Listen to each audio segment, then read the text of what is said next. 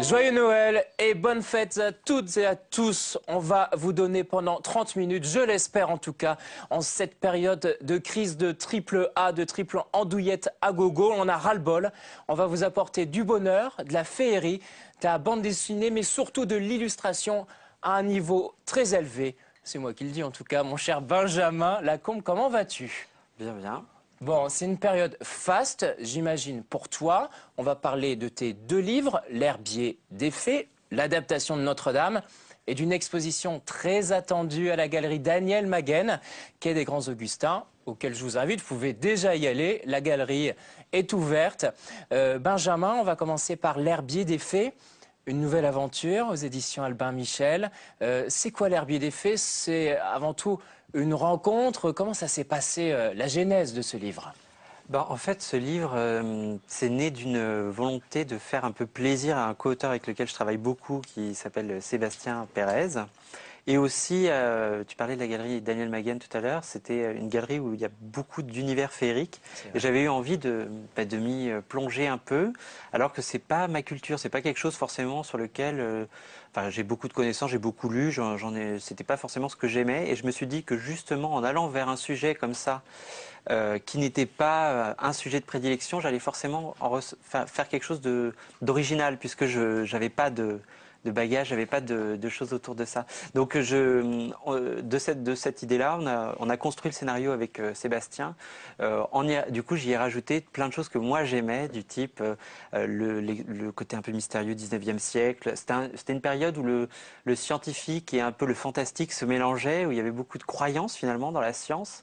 C'était un moment propice pour éveiller l'idée des faits, parce que quand on regarde les cabinets de curiosité d'Albertus Seba ou des choses comme ça, on trouve des êtres qui n'existent pas, des chimères qui sont présentés comme des êtres réels. Et c'était un petit peu en partant de cette idée-là que on a fait l'herbier. Donc c'est un scientifique dépêché par le cabinet des sciences occultes de Raspoutine en forêt de Brocéliande pour découvrir un élixir d'immortalité. Et donc il va découvrir au hasard de ses cueillettes des espèces d'êtres qu'il n'a jamais vus, qui font 1-2 centimètres.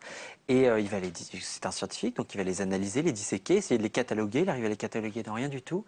Et au fur et à mesure, avec tout un côté épistolaire, où on a à la fois, parce que ça se passe en plein pendant la guerre en France, pendant le début de la Révolution russe, et lui s'immerge complètement dans ce monde, arrive à s'écarter de cette réalité, et voilà, il se perd complètement, parce qu'au fur et à mesure, il va arrêter de les analyser pour les regarder, et s'en trouver tout à fait transformé. Mais le livre a ses particularités, justement, je vous invite à le découvrir, c'est qu'il est perforé par endroits. On retrouve une nouvelle fois, j'allais dire, ton addiction aux beaux livres, aux livres qu'on ne voit pas forcément ailleurs.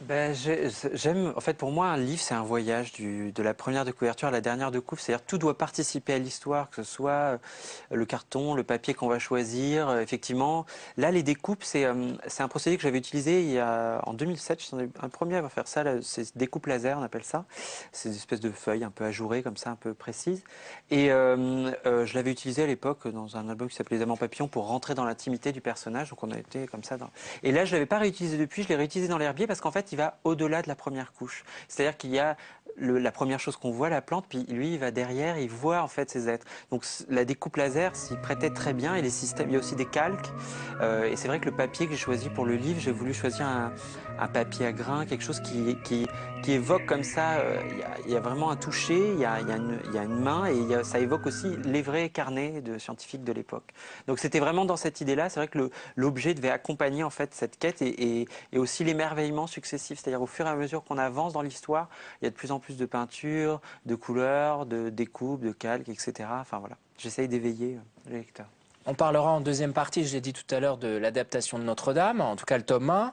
Est-ce que pour chaque livre, tu choisis une méthode différente d'approche, soit du dessin, soit de la peinture, soit des matériaux que tu utilises? Par exemple, pour l'herbier des fées, qu'est-ce que tu as utilisé? En fait, pour l'herbier aussi, on n'a pas encore parlé, mais j'ai fait aussi un livre numérique, un livre enrichi, on appelle ça, parce que je trouvais que c'était intéressant, étant donné qu'il découvre un nouveau monde, que pour tous les auteurs et les lecteurs, le livre numérique, c'est un nouveau monde, qui fait souvent d'ailleurs très peur.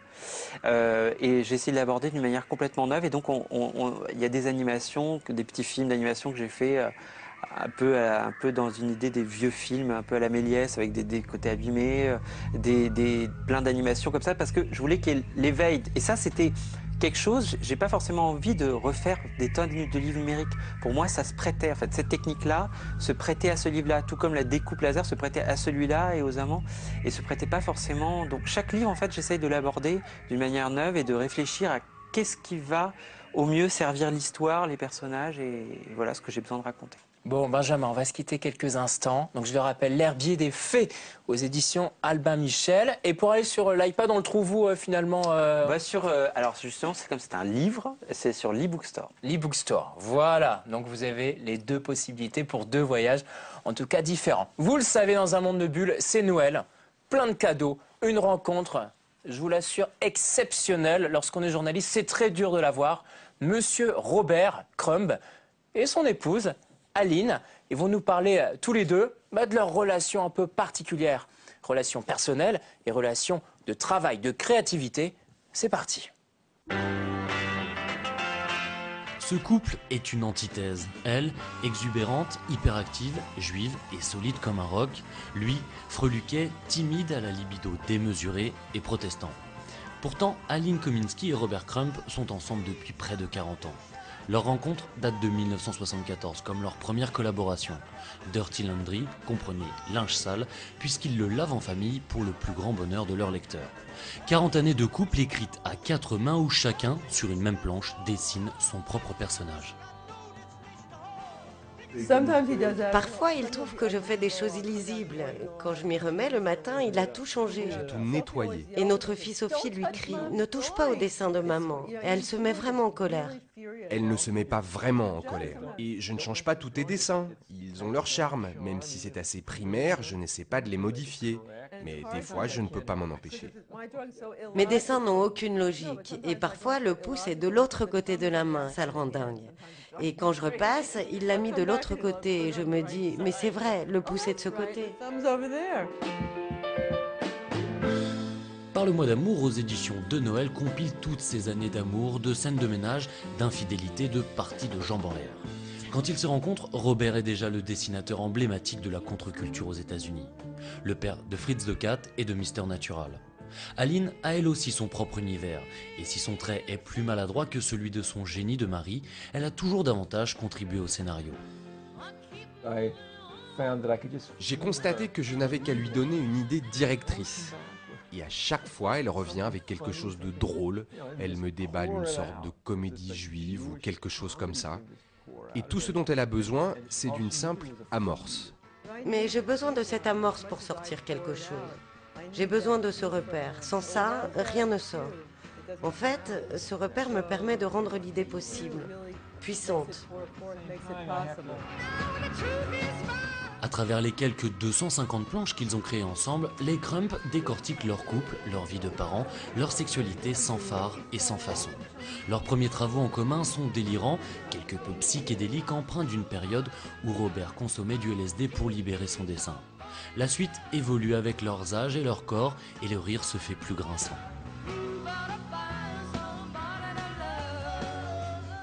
Quand je l'ai rencontré, c'était un vieux jeune garçon. À 28 ans, il ressemblait à un vieux. Et maintenant, c'est vraiment un vieux monsieur. Et aujourd'hui, il est encore plus beau. Plus à l'aise. Oui, plus à l'aise qu'il ne l'était à 28 ans. Comme s'il avait toujours attendu ce moment. Maintenant, il y a une sorte d'harmonie. On verra bien comment ça évoluera. Les gens ne me trouvent plus drôle maintenant. Parce que je ressemble davantage à ce que je devais ressembler. Il a mûri. Même si je portais un chapeau ridicule, les gens ne me regarderaient pas comme si j'étais dingue, parce que je suis vieux. J'ai des cheveux gris, j'ai une barbe blanche. Ils se diraient que je porte un chapeau de vieux, c'est tout. Ils ne se diraient pas qu'il y a quelque chose de bizarre chez moi. Nous avons toujours les mêmes goûts. Oui, mais on a bien fait d'arrêter d'abuser de certaines substances quand même. Oui, c'est vrai. À un moment, on a décidé de devenir sobres, tous les deux, pour conserver notre lucidité. On est même devenus plus lucides en arrêtant de consommer de la drogue et tout le reste. Depuis 91, ils vivent en France, ce qui leur a inspiré de savoureuses planches. À découvrir dans cette compilation, dans ce journal intime d'un couple improbable et d'une rare longévité. Tout le monde dit « Je t'aime ». C'est comme si c'était censé tout résoudre. « Je t'aime ». N'oublie pas, hein, « Je t'aime ». Quand on a commencé à sortir ensemble, j'essayais de réveiller son côté romantique. Et il me disait, écoute, je t'aime beaucoup, mais je t'en prie, ne sois pas trop collante. Une fois qu'elle avait accepté ça, j'ai su qu'on pourrait vivre ensemble. Messieurs, dames, je crois que c'est un vrai joyeux Noël et vous aurez plein d'autres surprises dans cette émission consacrée à Monsieur Benjamin Lacombe. Benjamin, tout va bien? Ça va, très bien. Alors, on va repartir quelques siècles en arrière pour une adaptation en 2 tomes. Le premier vient de sortir, Notre-Dame de Paris, aux éditions Soleil, une collection qui s'appelle Métamorphose. Métamorphose, évidemment. Notre-Dame de Paris, c'est un classique que tu aimes bien, tout simplement, pour avoir voulu te plonger dedans? En fait, oui, je pense tout. On l'avait dans le cycle étant ado et j'avais un souvenir vraiment très fort de Notre-Dame. Ça faisait vraiment partie de mes lectures d'ado et c'est marrant parce qu'en revanche, c'est un livre comme souvent des livres qu'on lit parfois peut-être un peu trop tôt, qu'on oublie beaucoup. Et quand je l'ai relu, j'ai été assez impressionné par pas mal de choses, les intrigues, la modernité. On parlait tout à l'heure de l'iPad. Je te jure, il y a dans Notre-Dame. Presque il en parle, parce qu'il parle du fait que l'architecture allait être mangée par le livre. Parce qu'à l'époque, c'était ça. Le moyen de laisser sa place dans l'histoire, c'était par l'architecture, en faisant des cathédrales, en faisant des palais. Et qu'avec le livre, il n'y aurait plus besoin de ça. Et finalement, on voit bien qu'on fait des tours Eiffel, on fait encore le World Trade Center. Bon, feu de World Trade Center. Mais donc voilà, je pense que c'est un livre très, très moderne. Et puis, c'est surtout ce qui m'a marqué encore avec cette relecture, c'est la force des personnages qui ont été moult fois copiés, mais jamais égalés. Jamais égalés. Alors, une nouvelle fois, un très beau livre. Tu ne te refuses rien, ou alors on ne te refuse rien peut-être, mon cher Benjamin, maintenant. En tout cas, j'insiste beaucoup. J'insiste beaucoup. C'est vrai qu'en général, j'ai une idée dans la tête, j'ai un objet dans la tête, une maquette, quelque chose d'assez précis. C'est vrai, j'aime bien, travailler un livre de bout en bout et je suis un peu un control freak, donc c'est vrai que tous les aspects, que ce soit la maquette, le papier, tout ça, j'aime bien. Et c'est vrai que j'aime travailler l'objet là. Je voyais, il fallait que ça rappelle un missel, des bibles, quelque chose avec très ornementé, avec en même temps une vraie touche moderne, avec plein de choses qui remodernisent la chose et aussi qui part sur le romantisme, parce que Notre-Dame, c'est vraiment un livre icône du romantique, donc c'est vrai que j'avais envie que voilà, il y a ce rouge, le noir, le vert et que voilà. Tu as raison, en tout cas tu t'es fait plaisir et ça se ressent. Tu le disais au début, il y a des personnages très charismatiques, ciselés, écrits d'une manière incroyable. C'est pas justement une pression particulière lorsqu'on se dit on va pas réinterpréter, mais redonner un visage, redonner une forme à ces personnages qui, comme tu l'as dit, ont été moult et moult fois adaptés au cinéma, partout. Plus au cinéma, en fait, je me suis rendu compte que le fait qu'il fasse 670 pages a calmé les ardeurs de plein de dessinateurs. Parce que c'est vrai qu'il a illustré, c'est pour ça qu'on l'a fait en 2 tomes, parce que c'est vrai que le livre faisait 4 kilos sinon, donc c'était un petit peu dur de le lire.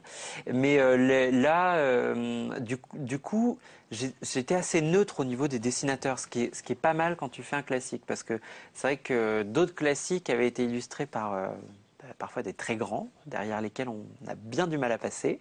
Là, c'était pas trop le cas sur Notre-Dame, donc j'ai pu l'aborder d'une manière neuve. Et c'est vrai que j'ai vraiment essayé de donner... C'était une manière très différente de quand j'avais travaillé Pau, où c'était quelque chose de très organique, c'était des images que j'avais en moi depuis longtemps. Là, j'ai vraiment essayé de faire le Quasimodo, la Esmeralda, revenir au fondement. Et je me rends compte souvent, par exemple, quand on voit le livre, on dit « Ah, il est roux !» Bah oui, il est roux dans le livre, mais on l'a oublié. Et plein de choses comme ça. Donc c'est vrai que c'est c'était assez amusant de leur donner un visage, parce qu'effectivement, ils étaient beaucoup adaptés au cinéma. Ils ont été aussi beaucoup torturés au cinéma. Et là, voilà, essayer de faire mon travail d'illustrateur. Je prends ce texte et j'essaye d'enlever tout le côté mythique de la chose, tout en essayant de... Voilà. Bon Benjamin, on va se quitter une nouvelle fois. Et je vous l'ai promis, hein, des cadeaux extraordinaires. Cette spéciale Benjamin Lacombe. On a découvert tout à l'heure Aline et Robert Crumb. Attention messieurs, dames. On va aller voir un petit gars qui débute, Jean Giraud, alias Moebius, décoré il y a quelques semaines par un ministre fan de bande dessinée. On y était bien sûr, c'est parti. et en vertu des pouvoirs qui nous sont conférés, de vous faire chevalier dans l'Ordre national du mérite. Et une médaille de plus pour service rendu au 9e art. Moebius, Gire ou simplement Jean Giraud est désormais décoré de l'Ordre national du mérite.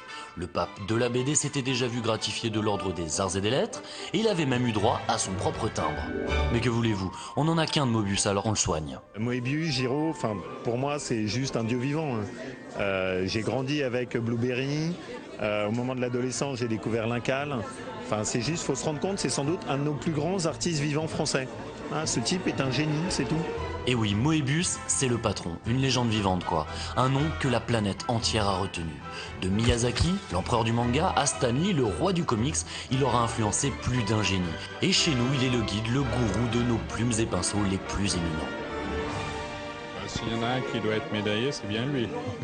Il m'arrive encore de lui montrer mes dessins et on écoute, hein, c'est le maître, on s'incline et on écoute surtout, voilà. On est toujours le maître de quelqu'un et moi je trouve mes maîtres pratiquement chez tous les dessinateurs qui m'appellent eux-mêmes maître. Donc il y a une réciprocité à la maîtrise. Chacun est maître dans sa partie. C'est le seul dessinateur dont j'ai gardé tout, y compris, je dirais, des notes de gaz. C'est pas un maître, c'est Wolfgang Amadeus Möbius. Mais le virtuose est schizophrène.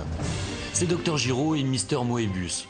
Quand l'un dessine Blueberry d'un trait appliqué, perfectionniste, l'autre officie dans l'underground dans les pages de Harakiri et de Métal Hurlant dans un style plus épuré aux influences largement mystiques. Les deux facettes d'un génie absolu, d'un pionnier d'une époque bénie où l'album ne régnait pas encore en maître sur la BD et où toutes les expériences étaient possibles.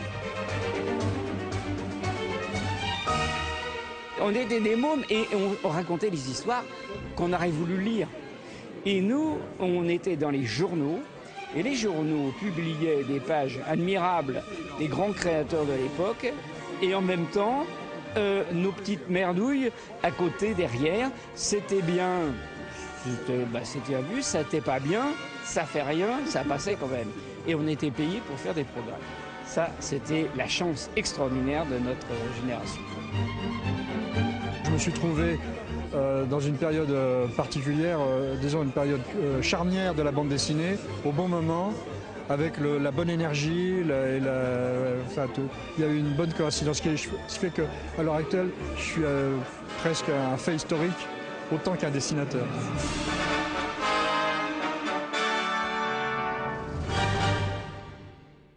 Allez, retour en plateau pour la dernière partie. Regardez un peu ce plan signé Jean-Yves Lost, incroyable. Tout le talent est dans le poignet, dans le maintien de la caméra, c'est assez incroyable. Je le disais, incroyable exposition à la galerie Daniel Maguen. C'est pas la première fois, mais cette fois-ci, qu'est-ce qu'on va pouvoir découvrir?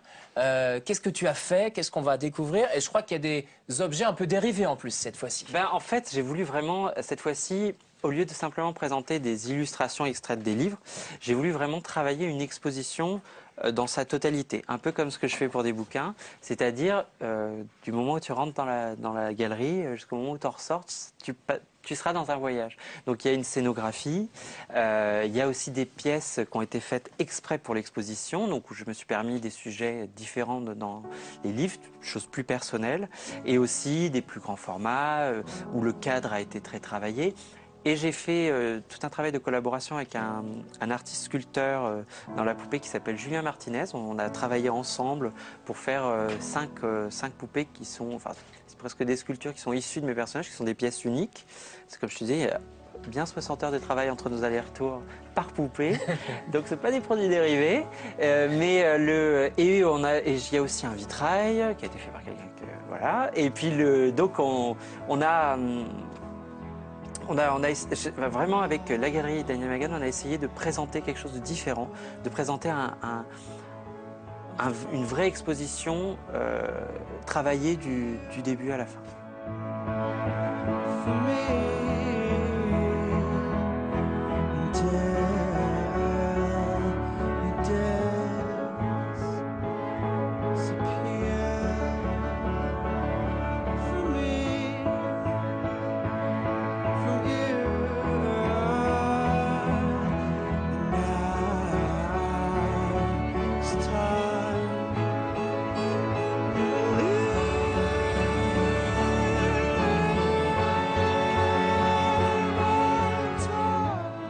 fait de travailler avec d'autres artistes, justement. Pour toi, c'est aussi une façon d'enrichir ton univers personnel, de t'enrichir tout court? Ah ben c'est super intéressant parce que c'est vrai que, en plus, il y a plusieurs façons de collaborer. Il y a des collaborations étroites comme par exemple avec Julien, où là vraiment on travaillait à deux, on reprenait les volumes, on faisait les choses pour que vraiment ce soit les personnages. Il y a des collaborations aussi où je laisse faire. Par exemple pour le vitrail, j'ai laissé faire. J'étais vraiment. C'était une vraie découverte pour toi. Agréablement surpris. Donc c'est chouette parce que c'est quelque part. C'est comme, pour le coup, tu parlais de produits dérivés, je trouve que c'est aussi intéressant. C'est-à-dire que les images vivent d'une manière différente, existent autrement. Et quand tu es un créatif, c'est génial en fait de voir ton univers se présenter autrement. Alors je le disais, à la galerie Daniel Maguen jusqu'à la mi-janvier, hein, cette exposition. Exposer, c'est une autre façon de rencontrer son public aussi. Je sais pas, ça te fait un peu plus peur que ces livres que tu vends, mais t'es pas là à la vente, donc t'es pas là pour voir la réaction des lecteurs. Là, c'est en fait, moi j'irai, enfin, je vais être là pendant le vernissage et je verrai les gens, mais là il y a tellement de bruit, tellement de trucs, t'entends pas vraiment. Puis, je peux quand même, les gens ils osent pas dire des saloperies pendant le vernissage quoi. Mais en revanche je dirais pas, parce que ça m'arrive aussi parfois quand je suis en librairie, je passe et il y a quelqu'un qui dira de mon livre, je peux pas rester quoi, il faut que je parte, je peux pas. Ah mais oui, non, je peux absolument pas. Mais en revanche là l'expo, j'ai une espèce d'appréhension parce qu'elle est vraiment très personnelle. J'y ai mis, ça s'appelle Memories, donc c'est en fait tout un tas de souvenirs et d'images clés qui m'ont formé en tant qu'artiste et qui sont aussi des souvenirs personnels. Tu t'es livré plus que d'habitude? Après, il faut avoir les clés. Donc bon, quand tu vois les images, c'est pas évident. Mais c'est vrai qu'on fait un catalogue, par exemple, où il y a une amie journaliste qui m'interroge dessus. Et c'est vrai que là-dedans, je dis des choses assez personnelles que je dis jamais. Et donc là, c'est un peu étonnant. C'est la première fois en fait qu'au niveau graphique, au niveau de ce que je présente et au niveau de tout ça, je me mets autant à nu, quoi. Donc je sais pas, voilà. C'est comme ça, c'est pour ça qu'on a fait un catalogue un peu limité, un truc un peu. Voilà, pour le coup, tu parlais de fabrication, là on y a été très fort. On a vraiment fait une fabrication artisanale carrément. Donc, mais voilà, j'ai hâte. J'avoue que je suis impatient, j'ai peur et en même temps j'ai hâte. Et c'est à chaque fois ça, pour tous les projets. Bon, Benjamin, merci à toi. Merci à toi. Un dernier cadeau pour nos téléspectateurs avant de nous quitter. En tout cas, merci Benjamin d'être venu. On te découvre évidemment dans ces deux parutions et à la galerie Daniel Maguen dans le 6e. Et nous, on va finir avec un autre petit jeune. Après Crumb, Moebius, Taniguchi, pourquoi pas. On est passé après dans un monde de bulles. Joyeux Noël, on est allé à sa rencontre il y a quelques semaines.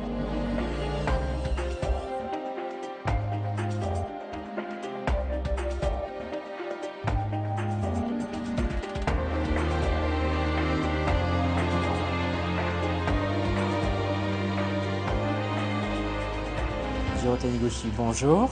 Bonjour. Vous êtes dans un lieu de mémoire et d'histoire. Vous aimez ces lieux empreints justement d'histoire et de mémoire? Pour tout vous dire, c'est la première fois que j'ai l'occasion de me rendre dans une abbaye, et ici, à l'abbaye de l'Épau.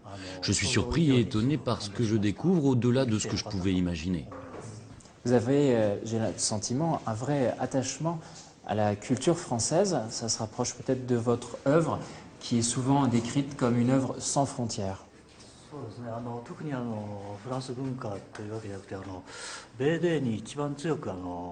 Beaucoup plus que la culture française au sens large, moi, ce qui m'intéresse depuis 30 ans, c'est la bande dessinée française. C'est vraiment à travers le prisme de cette BD française que j'ai découvert la France. J'ai même ressenti le besoin d'apprendre et même de comprendre la langue. Vous avez travaillé notamment avec Moebius, Jean-David Morvan, où vous venez de faire la préface d'un livre pour Philippe Buchet. La France et vous, c'est une vraie histoire d'amour, on peut dire, et d'amitié.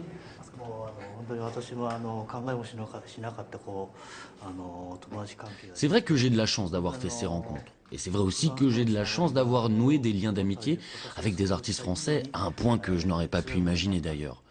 Vous savez, j'ai vraiment beaucoup de respect pour la BD française.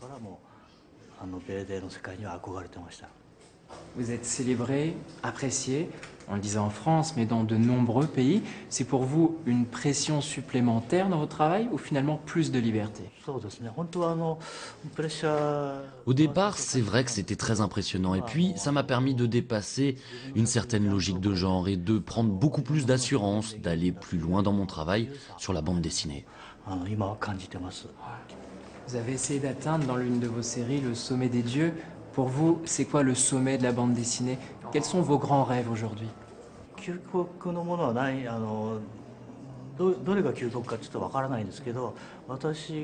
peux pas vous dire ce que serait mon chef-d'œuvre, mon sommet. J'ai dans la tête de nombreuses idées que je souhaite réaliser depuis longtemps, mais j'ai vraiment envie de donner vie à toutes ces idées, et ça dans un avenir très très proche. Ma dernière question, votre nom, je le disais en début, je conclus cette interview comme ça, Taniguchi, votre nom est connu partout, même ici, à côté du Mans. C'est une fierté personnelle, c'est une fierté pour tout ce que vous avez vécu depuis enfant et cette passion pour le dessin et la bande dessinée?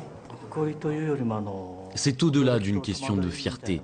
C'est plus de la gêne et de l'étonnement, car pour moi, ça reste inimaginable au Japon de trouver une audience aussi large. Ça continue vraiment de me surprendre. Merci. Merci beaucoup. Merci à vous.